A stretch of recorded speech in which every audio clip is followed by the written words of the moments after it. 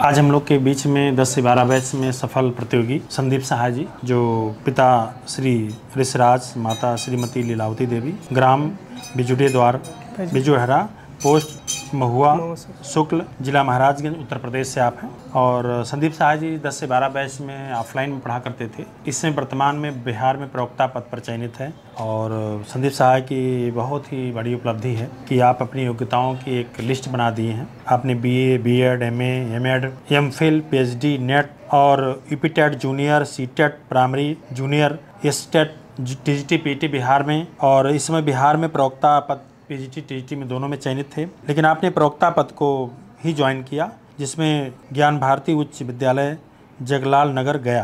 तो 10+2 के नाम से आप लोग जाने जाते हैं। ये बहुत अच्छी बात है। देखिए, इतनी उपाधियां आप लेने के बावजूद भी देखिए इस पद को ग्रहण किए, और बहुत ही देखा जाए कम उम्र में है।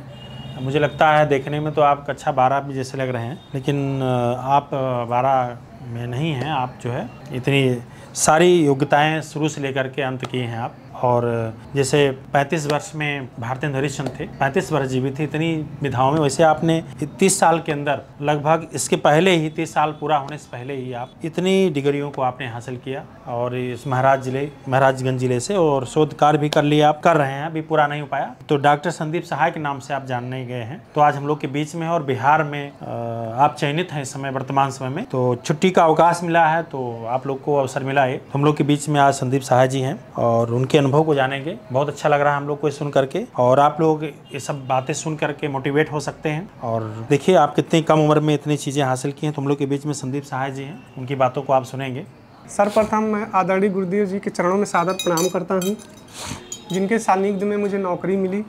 मैं सबसे पहले यहाँ पर आया था 2019 में, और 2019 में कोचिंग में मेरे एक परम मित्र थे संजय और एक नायक जी, जिन्होंने हमको इस कोचिंग में लाया। और सबसे पहले मेरा टेस्ट ही था, जिसमें मेरा 62 क्वेश्चन मात्र सही हुआ था। उसके बाद हम लोगों ने वैसे टेस्ट करते गए। क्लास बराबर सर का सानिध्य में कुछ ना कुछ पूछते रहते थे हमेशा, और क्लास नहीं छोड़ते थे, बराबर क्लास करते थे, बराबर आते थे कोचिंग में। और उसके बाद टेस्ट देते थे, सर के बातों को सुनते थे, सर जो लिखाते थे उसको पढ़ते थे।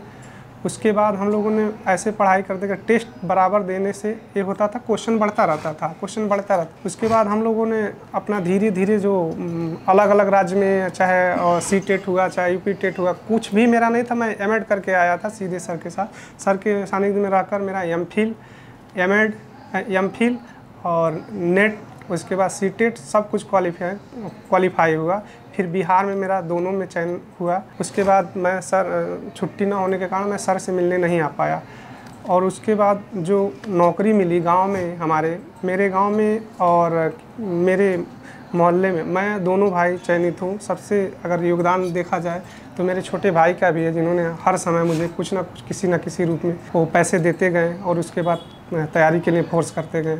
वो इस समय उत्तर प्रदेश पुलिस वाराणसी में चयनित है। उसके बाद हम लोगों ने दोनों साथ ही बनारस में पढ़ाई किया। उनका उत्तर प्रदेश पुलिस में हुआ, उसके बाद मेरा यहाँ टीजीटी में हुआ। और गाँव में इंटर तक हम लोग को एकदम गाँव देहात से रहने वाले थे, जिनके वजह से पढ़ाई का वहाँ बहुत महत्व नहीं था। बहुत सारा संघर्ष था, जिसके वजह से हम लोग पढ़ाई अच्छा नहीं कर पाते थे। ग्रेजुएशन करने के लिए हम लोग को 22 किलोमीटर दूर जाना पड़ता था। हम लोग साइकिल से जाते थे, और अगर 100 दिन क्लास हुआ तो हम लोग 98 दिन क्लासें करते थे। एक जज्बा रहती थी उस समय कि हाँ, कुछ ना कुछ करना है। धीरे धीरे हम लोगों ने क्या किया, उसको पढ़ाई को धीरे धीरे कंटिन्यू करते करते हम लोग बनारस चले आए। बनारस से हमने बीएड किया, एमए किया, एमफिल किया, और एमएड हमने डॉक्टर हरि सिंह गौर केंद्रीय विश्वविद्यालय मध्य प्रदेश से किया। उसके बाद निरंतर परिवार में अपना, जिनके सानिध्य में, आदरणीय गुरुदेव जी के सानिध्य में रहकर पूरा का पूरा हमने साल पेपर करते थे। यूथ का जो, चाहे सर की नोट्स को बारे में बात करें। उसके बाद हम लोगों ने बिहार लोक सेवा आयोग का पेपर दिया, और अच्छे अंक से चयनित हुआ। हमारे विद्यालय भी अच्छे हैं, वहाँ के स्टाफ भी अच्छे हैं। कोई भी दिक्कत, कोई चीज़, किसी चीज़ का नहीं, ऐसा नहीं है कोई बिहार है और ये उत्तर प्रदेश है, कोई कमी नहीं है। पढ़ाई के मामले में, चाहे जो भी किसी भी मामले में, सब अच्छे हैं। वहाँ के स्टाफ भी अच्छे हैं। और यहाँ के हमारे एक गांव के ही मित्र थे, जो इस समय वर्तमान समय कोचिंग में पढ़ते हैं, पिंटू कन्नौजी। हम लोग साथ ही ग्रेजुएशन भी किए हैं, और साथ ही बीएड भी किए हैं। बस फ़र्क ये था कि वो बीएड उधर से कर लिए, हम बीएड बनारस से, गाँव छोड़ दिए। बस यही फ़र्क था कि हम पहले हो गए, और वो अभी लगे हैं, उनका भी आगे पीछे हो जाएगा। धीरे धीरे हाँ ये बोल रहे हैं कि जो निरंतर परिवार में लगा रहेगा उनका कुछ ना कुछ आज नहीं तो कल हो जाएगा, एकदम फिक्स है, इसमें कोई नहीं दिक्कत है। और इसीलिए चाहे अगर चकपकाहट है अंदर तो उस चकपकाहट को अगर हम लोग कंट्रोल कर लेते हैं तो सर की बातों को सुनते हैं तो धीरे धीरे परिवर्तन हो जाएगा, आज नहीं तो कल होना तय है। निरंतर परिवार के माध्यम से ही हम लोग ने आज सफलता को हासिल किया और एक एक नहीं ऐसे ऐसे रहेंगे। बिहार में लगभग 38 ज़िले हैं, 38 ज़िले में ऐसा कोई ज़िला नहीं है कि जहाँ अपने निरंतर परिवार के कोई ना कोई चयनित ना हो, चाहे TGT पद हो, चाहे PGT पद हो, चाहे जूनियर हो, कोई ना कोई ज़रूर वहाँ पर चयनित हैं लोग। अब इसके बाद हम सर को एक बार फिर प्रणाम करना चाहेंगे क्योंकि जिनके सानिध्य में हमने अपना नौकरी अच्छी तरह अभी तैयारी भी कर रहे हैं और सोच रहे हैं कि कुछ और अच्छा इससे हो जाए और सर के सानिध्य में हमेशा बने रहेंगे। धन्यवाद।